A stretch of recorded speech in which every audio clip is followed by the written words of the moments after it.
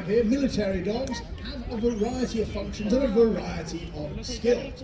Here is our first hound, so please welcome into the arena both Sergeant Garrett and Gaia.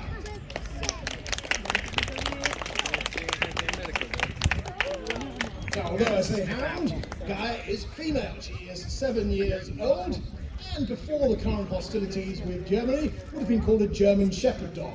But that's probably not very appropriate. Let's call her Alsatian instead. You can see she has the Red Cross harness over her body, and that's because she is used for locating casualties, search and rescue, if you will. Now, military dogs serve a whole host of functions, and while Sergeant Garrett goes through some basic obedience training with Gaia, I'll let you know that as well as search and rescue, dogs like this can perform guarding duties, patrolling duties, they can be messengers, they can locate casualties on the battlefield, and in some cases, I'm sorry to say, they are even used as suicide creatures. Clearly not in His Majesty's armed forces, I'm glad to say, but our Russian allies have sometimes used them with explosives on their backs to try and encourage them to run underneath German tanks and detonate.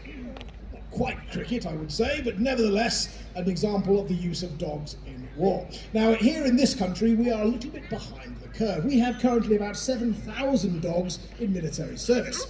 Our American allies have approximately 20,000 dogs, and the Germans are far ahead of us with about 50,000 dogs in military service. Now, the obedience training you can see here is all part of Gaia's training. You can see her favourite treat is there, but until she's given the signal to go and get it, she must ignore it and stay with her handler. The ability to follow instructions is crucial, whether you are commanding two-legged soldiers or four-legged soldiers. Now, of course, at the moment, with the Luftwaffe dropping bombs on London and cities all over the British Isles, that does mean that search and rescue is a vital part of civil defence. When buildings are bombed, when houses fall down, sometimes sadly with people inside, they can become trapped under the rubble.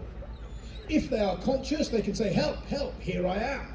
If they are unconscious, they can't, and this is where you need the nose of a dog to sniff out where the casualties might be.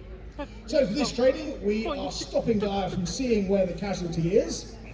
Agent Mikhail there will locate himself in one of our bomb sites, and then Gaia's job will be to sniff out where the casualty is, so rescue forces can come along and dig them out.